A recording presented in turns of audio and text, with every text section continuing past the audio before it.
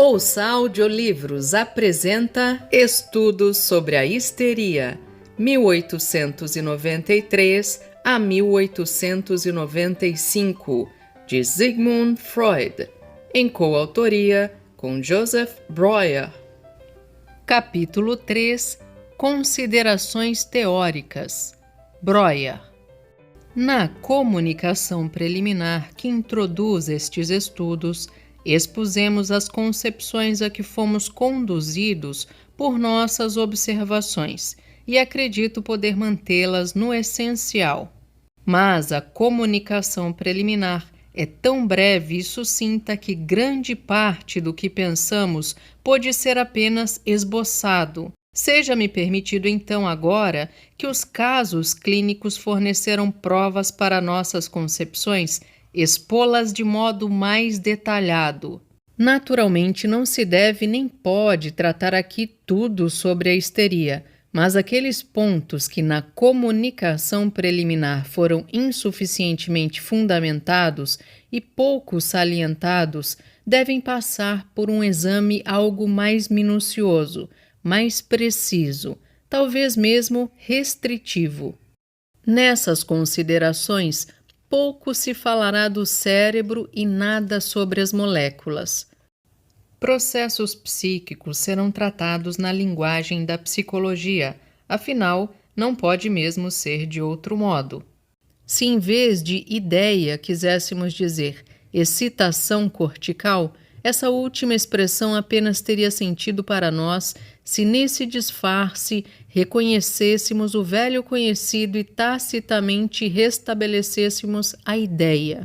Pois, enquanto ideias são permanentemente objetos de nossa experiência e nos são bem conhecidas em todas as suas nuances, excitação cortical é antes para nós um postulado, um objeto que esperamos conhecer no futuro. A substituição dos termos pareceria uma máscara inútil. Assim, perdoe-se o uso quase exclusivo da terminologia psicológica. Devo de antemão pedir indulgência para mais uma coisa. Quando uma ciência progride de maneira rápida, pensamentos primeiramente enunciados por alguns logo se tornam patrimônio de todos. Assim, ninguém que hoje tente expor suas concepções sobre a histeria e seu fundamento psíquico pode evitar expressar e repetir uma quantidade de pensamentos de outros, que precisamente passam de propriedade individual para o bem comum. É quase impossível verificar em todos os casos quem primeiro os enunciou, e há sempre o perigo de tomar por coisa própria o que já foi dito por outros. Que me seja escusado, portanto, se poucas citações são aqui apresentadas e não se distingue rigorosamente o próprio do alheio. Uma parcela mínima do que será exposto nas páginas seguintes pretende ser original. Item 1. Todos os fenômenos histéricos são ideogênicos? Na comunicação preliminar, falamos sobre o mecanismo psíquico de fenômenos histéricos e não da histeria, porque não queríamos reivindicar validade irrestrita para ele e para a teoria psíquica dos sintomas histéricos em geral. Não pensamos que todas as manifestações da histeria se produzam da maneira por nós exposta, e também pouco que todas sejam ideogênicas, isto é, condicionadas por ideias. Nisso divergimos de Möbius, que em 1888 propôs esta definição. Histéricas são todas aquelas manifestações mórbidas provocadas por ideias. Mais tarde, essa proposição foi assim explicitada. Apenas uma parte dos fenômenos patológicos corresponde, em seu conteúdo, às ideias causadoras, a saber, aqueles produzidos por sugestão alheia ou autossugestão. Por exemplo, quando a ideia de não poder movimentar o braço desencadeia uma paralisia do mesmo. Outra parte dos fenômenos histéricos, embora causada por ideias, não lhes corresponde em conteúdo. Por exemplo, quando em uma de nossas observações a paralisia do braço é produzida pela visão de objetos serpentiformes. Com essa definição, Möbius não pretende favorecer uma modificação da nomenclatura, de maneira tal que se devesse, doravante, chamar histéricos apenas os fenômenos mórbidos e ideogênicos, provocados por ideias. Ele entende, isto sim, que todas as manifestações mórbidas histéricas são ideogênicas. Como ideias são com muita frequência causa das manifestações patológicas histéricas, acreditamos que o sejam sempre. Ele chama isso uma conclusão analógica. Eu prefiro denominá-la uma generalização, cuja legitimidade deve primeiro ser examinada. Evidentemente, antes de qualquer discussão, deve-se precisar o que se entende por histeria. Considero a histeria um quadro clínico encontrado empiricamente, a partir da observação, exatamente como a tuberculose pulmonar. Com o progresso de nosso conhecimento, esses quadros clínicos obtidos empiricamente são apurados, aprofundados, esclarecidos, mas não devem e não podem por isso ser eliminados. A investigação etiológica mostrou que os diferentes processos parciais da tísica pulmonar são condicionados por diferentes causas patológicas. O tubérculo pelo bacilo de Koch, a desagregação do tecido, a formação de cavidades, a febre cética por outros micróbios.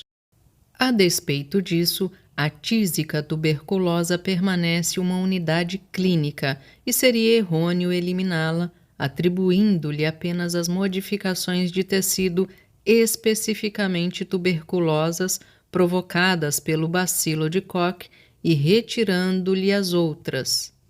Do mesmo modo, a unidade clínica da histeria deve ser preservada, ainda que se evidencie que suas manifestações são condicionadas por diferentes causas e produzidas, algumas, por um mecanismo psíquico, outras não. Ora, é minha convicção ser este realmente o caso. Apenas uma parte dos fenômenos histéricos é ideogênica, e adotando a definição de Möbius, rompemos a unidade clínica da histeria e também a unidade de um mesmo sintoma num só doente. Eis uma conclusão inteiramente análoga à conclusão analógica de Möbius. Abre aspas, como ideias e percepções provocam a ereção com muita frequência, presumimos que somente elas o fazem e que mesmo os estímulos periféricos não desencadeiam aquele processo vasomotor, senão de modo indireto, por via da psique. Fecha aspas. Sabemos que isso seria um erro, mas essa conclusão certamente se basearia em tantos fatos quanto o enunciado de Möbius relativo à histeria. Em analogia com um grande número de processos fisiológicos, como a secreção de saliva e de lágrimas, a alteração da atividade cardíaca, etc., é plausível e verossímil supor que o mesmo processo possa ser desencadeado tanto por ideias quanto por estímulos periféricos ou outros, mas não por estímulos psíquicos. O contrário deve ser provado, e para isso ainda falta muito. De fato, parece certo que muitos dos fenômenos designados como histéricos não são causados apenas por ideias. Consideramos um caso bem comum. Uma mulher pode, surgindo um afeto, apresentar no pescoço, peito e rosto um eritema inicialmente em forma de manchas, depois confluente. Isso é determinado por ideias, tratando-se então, conforme Möbius, de um fenômeno histérico. Mas o mesmo eritema aparece, ainda que em menor extensão, por estimulação da pele, por contato, etc. Neste caso, não seria histérico. Assim, um fenômeno que é certamente uma unidade seria um componente da histeria em certas ocasiões, e em outras não. Pode-se, de fato, questionar se este fenômeno, o eretismo dos vasomotores, deve contar entre as manifestações especificamente histéricas ou antes ser classificado como simples nervosismo. Mas, segundo Möbius, a desagregação de um processo unitário deveria ocorrer de toda forma, e apenas o eritema provocado por afeto deveria ser denominado histérico. Exatamente o mesmo ocorre com as algias histéricas, tão importantes na prática. Por certo, elas são com frequência causadas diretamente por ideias. São alucinações de dor. Se as examinamos com maior cuidado, verificamos que não basta uma grande vivacidade da ideia para que se produzam. É necessário um estado anormal particular do aparelho receptor e condutor da dor. Tal como, para a formação do eritema afetivo, é necessária uma excitabilidade anormal dos vasomotores. A expressão alucinações de dor certamente designa da maneira mais lapidar a natureza dessa nevralgia, mas também nos força a lhe aplicar as concepções que formamos com respeito à alucinação em geral. Quanto a estas, não cabe aqui discuti-las a fundo.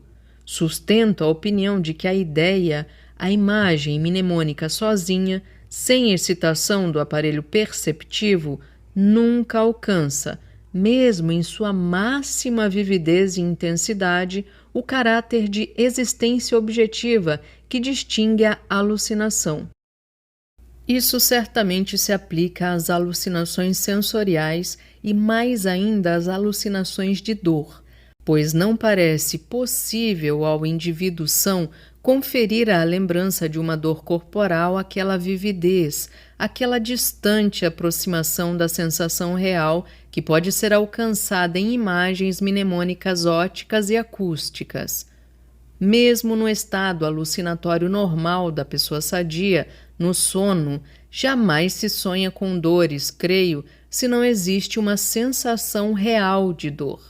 A excitação retrogressiva do aparelho perceptivo por ideias, proveniente do órgão da memória, é, portanto, como norma, ainda mais difícil para a dor que para as sensações visuais e auditivas.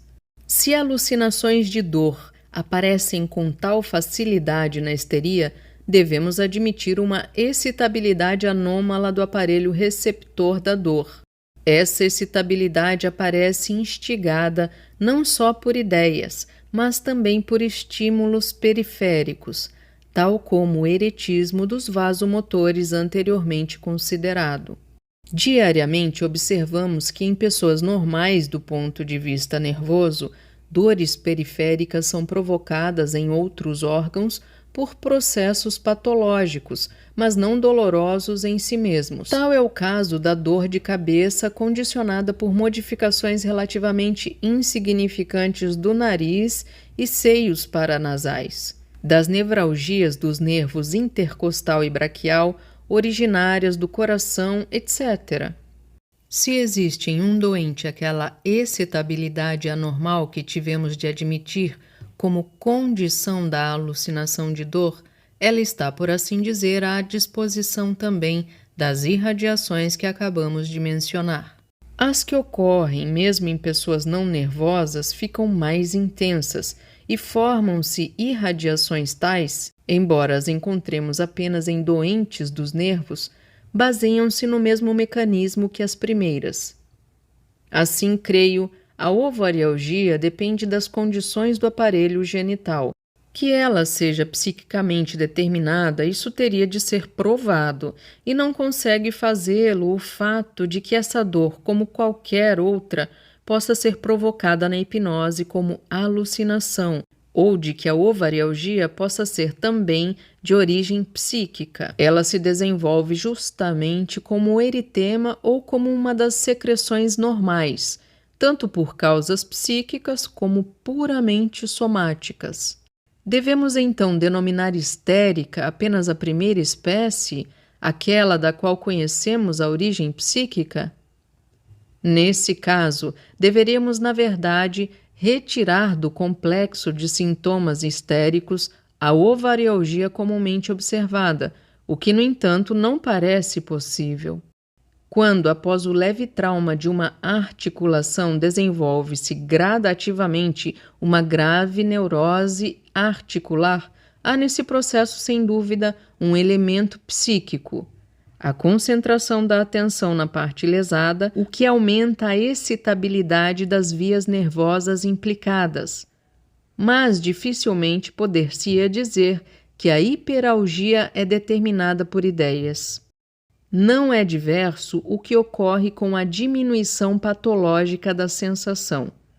Não está demonstrado e é de todo improvável que a analgesia geral ou que a analgesia de algumas partes do corpo sem anestesia seja causada por ideias. E mesmo que se confirmasse inteiramente a descoberta de Binet e Janet de que a hemianestesia é provocada por um estado psíquico característico, pela cisão da psique, seria este um fenômeno psicogênico, mas não ideogênico, e por isso, conforme Möbius, não poderia ser denominado histérico. Se não podemos supor que um grande número de fenômenos histéricos característicos seja ideogênico, parece apropriado restringir o enunciado de Möbius. Não diremos, abre aspas, são histéricas aquelas manifestações patológicas ocasionadas por ideias, fecha aspas, mas apenas muitos dos fenômenos histéricos, provavelmente mais do que hoje sabemos, são ideogênicos. Porém, a alteração patológica fundamental, comum, que possibilita tanto às ideias quanto aos estímulos não psicológicos exercer a ação patogênica, é uma excitabilidade anômala do sistema nervoso. Em que medida esta é, ela mesma, de origem psíquica, essa é uma outra questão. Assim, se apenas uma parte dos fenômenos histéricos deve ser ideogênica, são justamente esses que se pode denominar especificamente histéricos, e a sua investigação, a descoberta de sua origem psíquica, constitui o mais essencial e recente progresso na teoria dessa doença. Uma outra pergunta se coloca então: como se produzem? Qual é o mecanismo psíquico desses fenômenos? Em relação a essa questão, os dois grupos de sintomas ideogênicos, distinguidos por Möbius, comportam-se de maneira essencialmente diversa. Aqueles nos quais o fenômeno patológico corresponde em conteúdo à ideia incitadora são relativamente compreensíveis e transparentes. Quando a ideia de uma voz ouvida, em vez de apenas evocá-la silenciosamente numa escuta interior, como nas pessoas sãs, faz com que seja percebida alucinatoriamente como sensação auditiva real e objetiva. Isso equivale a fenômenos conhecidos da vida sadia, os sonhos, e na suposição de uma excitabilidade anormal é bem compreensível. Sabemos que em todo movimento voluntário é a ideia do resultado a alcançar que desencadeia a contração muscular correspondente. Não é de todo incompreensível que a ideia de que esta seja impossível impeça o movimento. Paralisia por sugestão. É diferente com aqueles fenômenos que não têm nenhuma conexão lógica com a ideia ocasionadora. Também para eles, a vida normal oferece analogias, como, por exemplo, o rubor da vergonha. Como esses fenômenos se produzem? Por que na pessoa doente uma ideia desencadeia justamente um movimento ou alucinação completamente irracional e em nada correspondente a ela? Pensávamos que na comunicação preliminar poderíamos dizer algo sobre essa conexão causal com base em nossas observações, mas em nossa exposição introduzimos e utilizamos, sem mais, o conceito da excitação que deve ser escoada ou abreagida. Porém, esse conceito, de fundamental importância para nosso tema e para a teoria das neuroses em geral, parece exigir e merecer uma análise mais aprofundada. Antes de empreendê-la, devo me desculpar por remontar aqui aos problemas básicos do sistema nervoso. Tal descida às mães tem sempre algo de angustiante, mas a tentativa de desenterrar a raiz de um fenômeno conduz sempre, inevitavelmente, aos problemas fundamentais, dos quais não se pode esquivar. Nota: abre aspas, descida às mães, fecha aspas, isto é, a exploração das profundezas, referência ao Fausto de Goethe. Fim da nota. Seja, pois, julgada com indulgência a abstrusidade das considerações a seguir.